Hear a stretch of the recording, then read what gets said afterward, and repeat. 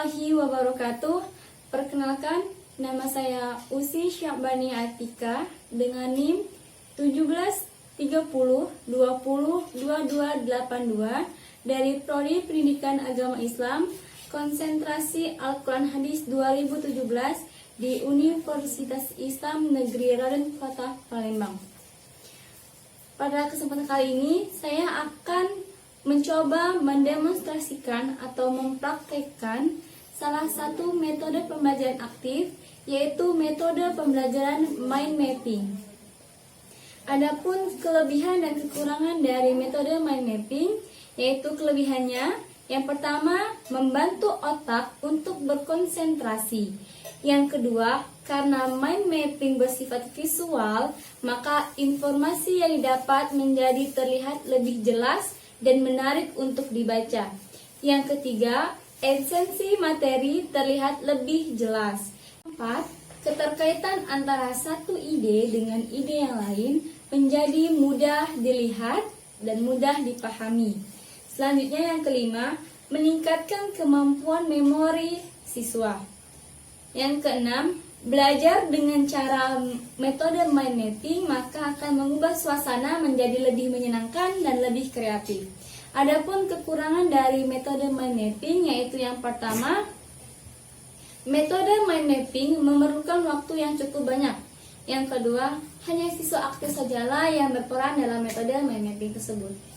Oke, di sini sebenarnya mind mapping difokuskan kepada siswa, yaitu siswa yang akan mempresentasikan mind mapping hasil ide dan kreativitas mereka.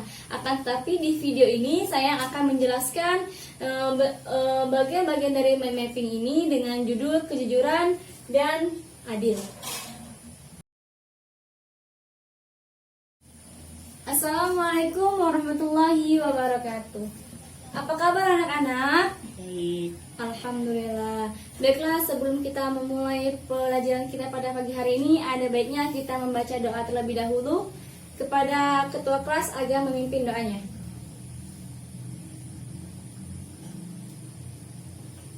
Amin. Sebelum kita mulai, Ibu mengabsen dulu ya. Siapa yang tidak masuk hari ini? Nihil Bu.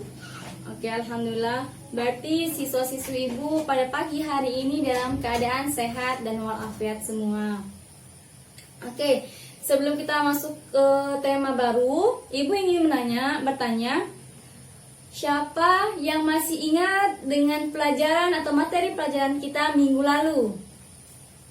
Ya, betul. Materi kita minggu lalu membahas tentang menjadi insan yang takwa. Apa sih menjadi insan yang takwa itu? Bagaimana? Dan apa saja? Itu telah kita bahas. Dan pada hari ini kita akan membahas mengenai salah satu contoh dari insan yang takwa, yaitu dengan kejujuran dan adil. Yang mana kita tahu, jika kita memiliki sifat jujur dan adil, maka kemanapun kita pergi, dimanapun kita berada, maka kita akan dipercaya oleh orang sekitar. Dengan begitu kita akan selalu selamat baik di dunia maupun di akhirat. Nah, di sini Ibu sudah ada mind mapping dengan tema kita pada pagi hari ini, yaitu kejujuran dan adil. Di sini Ibu telah membaginya menjadi 3 anak panah. Yang pertama, anak panah berwarna hijau tua, yaitu tentang makna kejujuran. Yang kedua, anak panah berwarna oranye, yaitu cara membiasakan diri untuk berlaku adil dan jujur. Yang ketiga, membahas masalah dalil, itulah yang menjadi titik fokus pembelajaran kita, yaitu dalil Al-Quran dan dalil hadis. Di sini Ibu akan mencoba menjabarkan dari beberapa materi atau poin penting dari anak panah yang sudah Ibu buat. Yang pertama, makna kejujuran. Di sini makna kejujuran dibagi menjadi 4. Yang pertama, dalam bertutur kata. Hendaklah seorang muslim dan insan yang takwa selalu berucap dan berkata yang baik dan benar. Yang kedua, dalam berjanji. Seorang muslim harus menepati setiap janjinya dan jangan coba-coba sekalipun kalian berkhianat pada janjinya. Lalu ketiga, dalam bekerja atau bermuamalah, hendaklah seorang muslim berlaku jujur, tidak menipu atau apalagi curang. Yang terakhir itu dalam berpenampilan, hendaklah seorang muslim berpenampilan sesuai dengan kondisinya. Yang kedua, anak panah oranye tentang cara membiasakan diri, yaitu yang pertama bersikap adil. Yang pertama menyadari apa poin penting dalam sifat adil tersebut.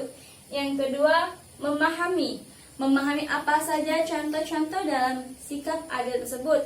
Yang ketiga mempraktekkan. Jika kita sudah tahu, sudah memahami, lalu kita praktekkan dalam kehidupan sehari-hari, dimanapun dan kapanpun kalian berada. Lalu yang kedua, cara membiasakan diri bersikap jujur. Yang pertama, mengatakan apa adanya. Inilah seorang muslim, mengatakan apa adanya, berbicara sesuai dengan fakta yang ada, jangan ditambah-tambahi atau lagi diputar balikan. Yang kedua, menghindari kebiasaan bohong dimanapun dan kapanpun kalian berada. Yang ketiga, menyadari pentingnya sifat jujur dalam kehidupan sehari-hari. Yang mana kita tahu, jika kita memiliki sifat jujur, kemanapun kita, dimanapun kita, maka orang lain akan percaya kepada kita. Selanjutnya yaitu dalil. Ini ada dalil Al-Quran, yaitu Quran Surat An-Nisa ayat 105. Yang kedua dalil hadis, yaitu hadis riwayat Muslim dari Abdullah. Di sini kita akan lebih membahas masalah Quran Surat An-Nisa yang akan kita jabarkan ya. Baiklah, di sini sudah ada Quran Surat An-Nisa ayat 105. Kita baca bareng-bareng ya. A'udzu billahi minasyaitonir rajim. Bismillahirrahmanirrahim. Inna anzalna ilaikal kitaba bil haqqi litahkuma bainan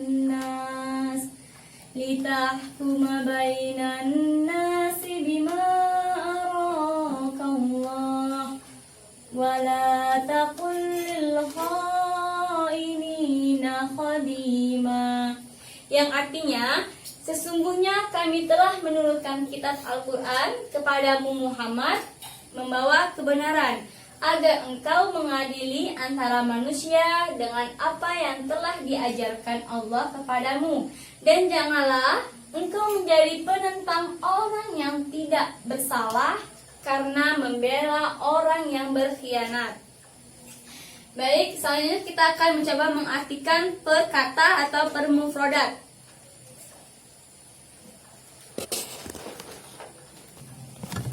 Baiklah, di sini sudah ada beberapa bagian-bagian atau potongan-potongan ayat.